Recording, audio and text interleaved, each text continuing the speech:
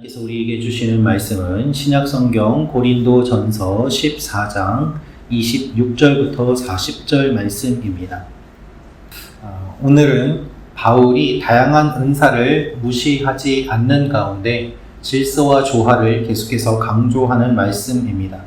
이 말씀을 통하여서 우리가 알 수 있는 첫 번째는 은사의 목적은 교회를 세우는 것입니다 라는 것입니다. 은사의 목적은 교회를 세우는 것입니다. 우리 26절부터 28절 말씀 같이 읽도록 하겠습니다. 시작.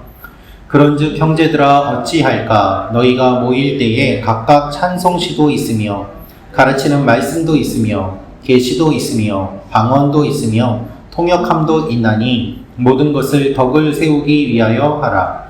만일 누가 방언으로 말하거든 두 사람이나 많아야 세 사람이 차례를 따라하고 한 사람이 통역할 것이요. 만일 통역하는 자가 없으면 교회에서는 잠잠하고 자기와 하나님께 말할 것이요. 아멘.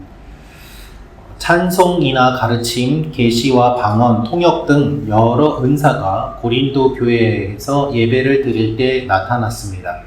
문제는 이것들이 제대로 질서 있게 진행되지 않았다는 것입니다. 바울은 이 모든 것들은 다 덕을 세우기 위한 것이고 교회를 세우기 위해 사용돼야 함을 말하고 있습니다. 교회는 성령의 은사로 서로를 세워가는 공동체입니다. 한쪽에서 찬양을 하고 있는데 다른 쪽에서 계시를 받았다고 방언으로 큰 소리로 말을 하거나 또한 방언으로 말을 하고 있는데 도중에 옆에서 설교를 하거나 하는 그와 같은 매우 혼란한 상황이 계속되는 가운데 고린도 교회의 예배가 정말 하나님께 드려지는 예배라고 보기 어려운 상황이 지속되었기 때문에 반복되었기 때문에 바울은 이 이야기를 하고 있는 것입니다. 특별히 바울은 고린도 교회에서 논란이 많았던 방언에 대해 원칙을 제시합니다.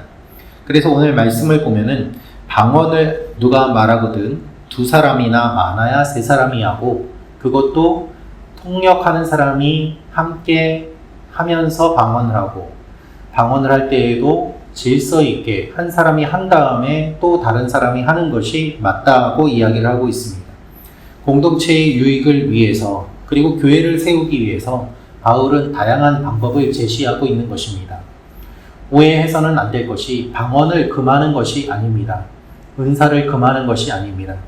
무질서하게 진행되는 것들에 대해서 바울이 절제하고 질서 가운데 하라고 이야기하는 것이죠. 우리에게 있는 모든 것은 교회를 세우기 위해 주신 하나님의 선물입니다. 이것을 기억하며 하나님 앞에 기도하며 나아가는 여러분과 제가 되기를 원합니다. 우리 각자가 가진 달란트도 서로 다릅니다. 은사도 다릅니다. 이 다른 것들이 자기의 소리를 내면서 교회를 시끄럽게 하는 것이 아니라 하나님의 교회를 위하여 서로 아름답게 조화를 이루는 일들이 일어나게 해달라고 기도하는 여러분과 제가 되기를 원합니다. 두 번째로 알 수 있는 것은 모든 은사는 절제를 필요로 합니다. 모든 은사는 절제를 필요로 합니다. 31절부터 33절 말씀 같이 읽도록 하겠습니다. 시작.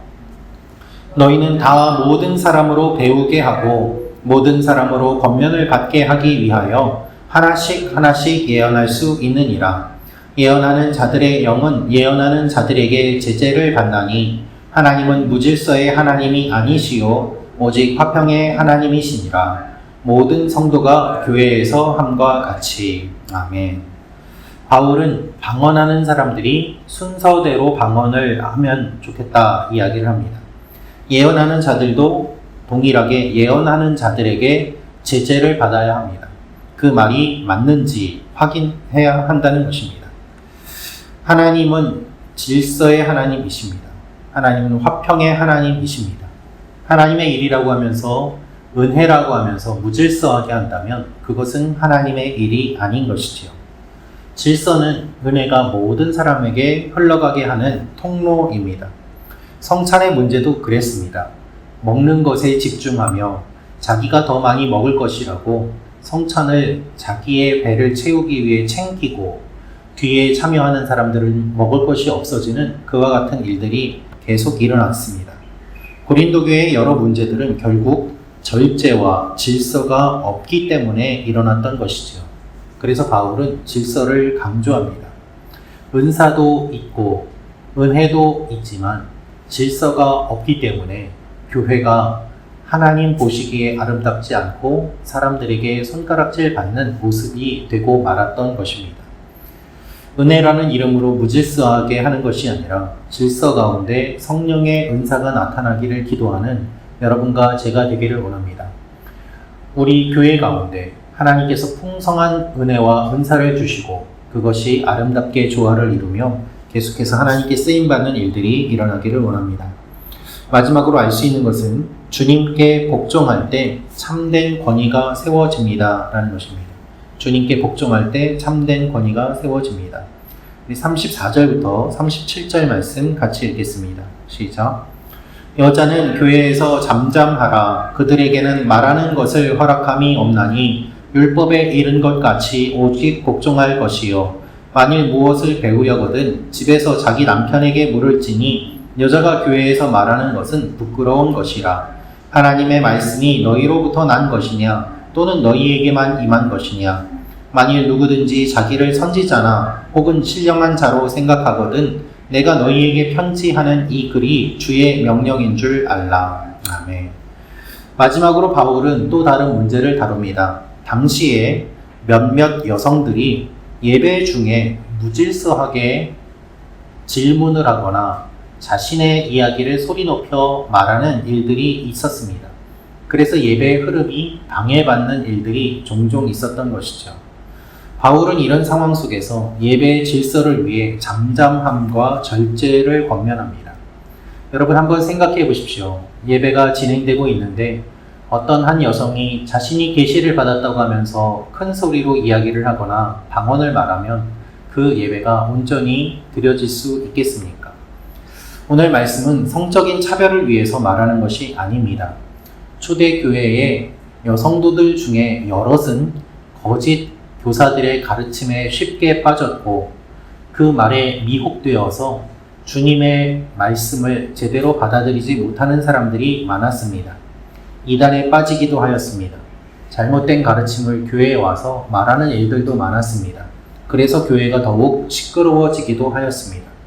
이런 상황 속에 있었기 때문에 바울이 이렇게 말합니다. 하나님의 말씀이 너희에게만 임한 것이냐? 하나님의 말씀이 너희로부터 난 것이냐? 라고 말입니다. 자신만 계시를 받았다면서 말씀을 독점하려는 것이 아니라 교회의 유익을 위하여 잠잠하고 그리고 질서 있게 모든 일들을 하라는 것이지요. 당시에는 한 설교자가 처음부터 끝까지 말을 하는 것이 아니라 유대인들이 회당에서 서로 말씀을 두고 토론하였던 것처럼 말씀을 두면서 서로 간에 이야기를 하고 토론하는 일들이 일어났습니다. 그것을 무시한 채 자기의 이야기만 하면은 그것도 올바른 모습이 아니었던 것입니다. 결국 주님의 말씀과 질서에 순종할 때 바른 권위가 세워집니다. 그래서 40절 말씀은 모든 것을 품위 있게 하고 질서 있게 하라고 이야기합니다. 여러분, 교회는 품위가 있어야 합니다. 질서가 있어야 합니다. 하나님께서 원하시는 것이 바로 그것입니다. 그래서 오늘도 이 말씀을 기억하며 우리 교회 가운데 하나님께서 말씀하신 이 일들이 그대로 이루어지기를 기도하며 나아가는 여러분과 제가 되기를 원합니다. 함께 같이 기도하겠습니다. 구독과 좋아요는 사랑입니다.